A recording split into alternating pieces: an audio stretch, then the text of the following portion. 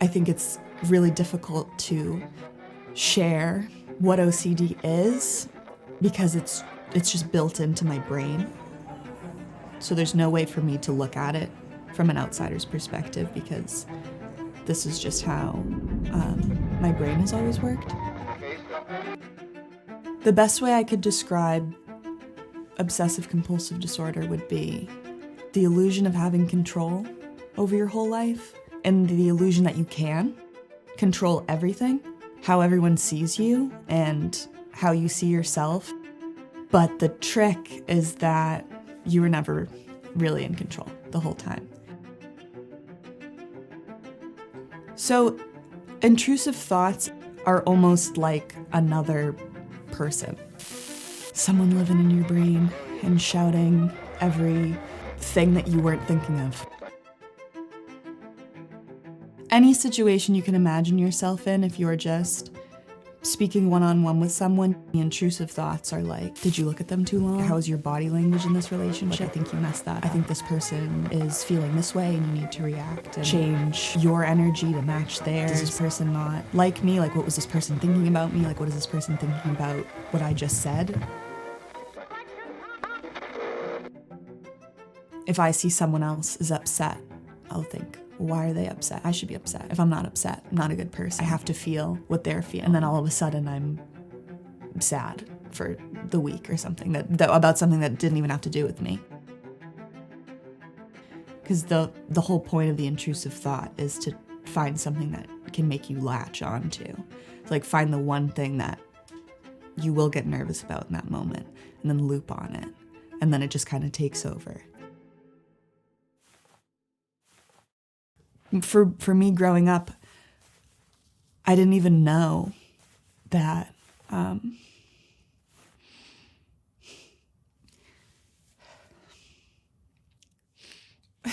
it's not funny, but one of the reasons why I was able to find out that I had OCD is that I cry a lot.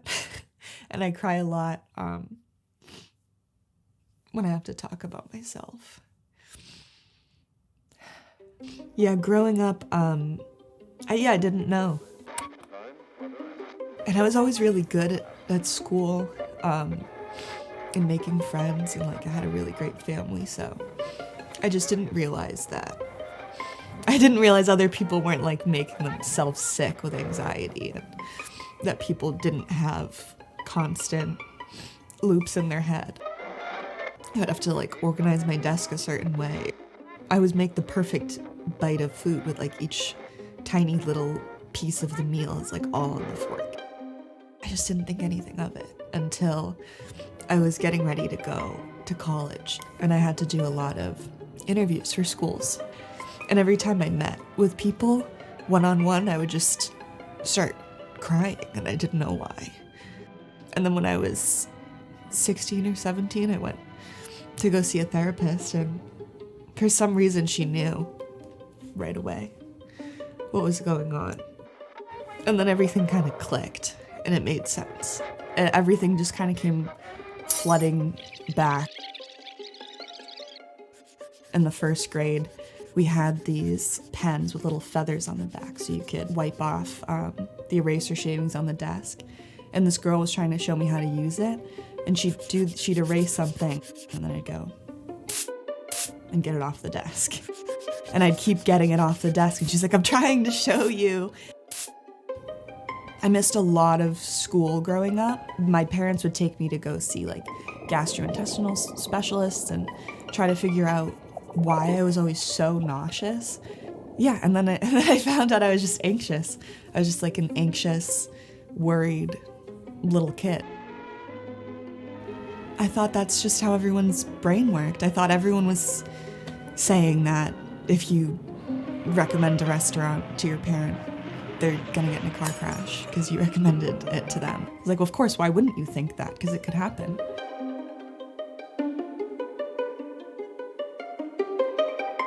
So growing up, the first tics I remember were facial, stretching my mouth or my ears or something. But people could notice those and be like, why are you doing that? Because they're just a little kid. So then I just got really good at hiding them. I started to transition into subtler things like rubbing my phone screen. I always think of Jim Carrey because in like The Mask or the movies, when he's just moving his face all a lot, like moving his mouth up and down and doing things with his hands, that's like how I feel all the time, like just wanting to burst out. I've been able to get to the point where I have intrusive thoughts constantly about anything. So with subways, a lot of my OCD has to do with feeling stuck. I'll sit and then think about all the people, and it's like, are they looking at me? Is the subway gonna get stuck? Am I gonna be stuck? There's just so much touching. There's so many people that could be looking at me. I'm physically trapped in this object, like bumping and touching me, which makes me wanna like touch the other side or even out, put both hands on the pole or something. It makes me worry about things and create scenarios that aren't necessarily true or important or realistic, but it gets easier and easier to be able to push through them. Because the intrusive thoughts really aren't gonna go away, that's kind of the best I can do right now, is to just not let them control. Just take a deep breath and go.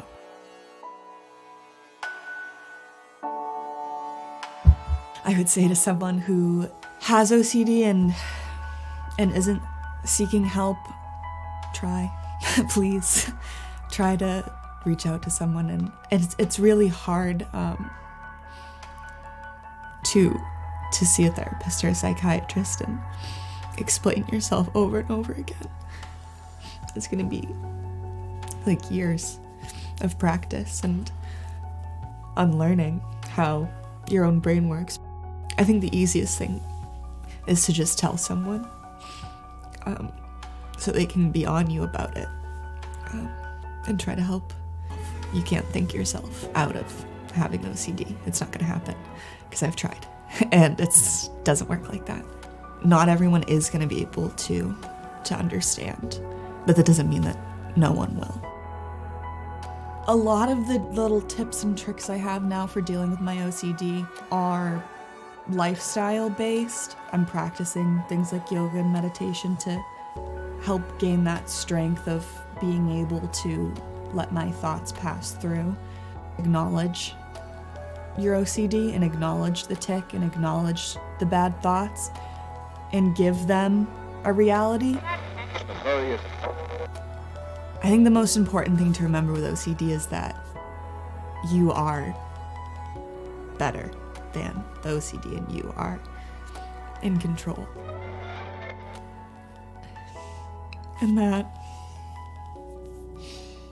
people actually are a lot nicer and accepting and willing to listen than maybe you think they are.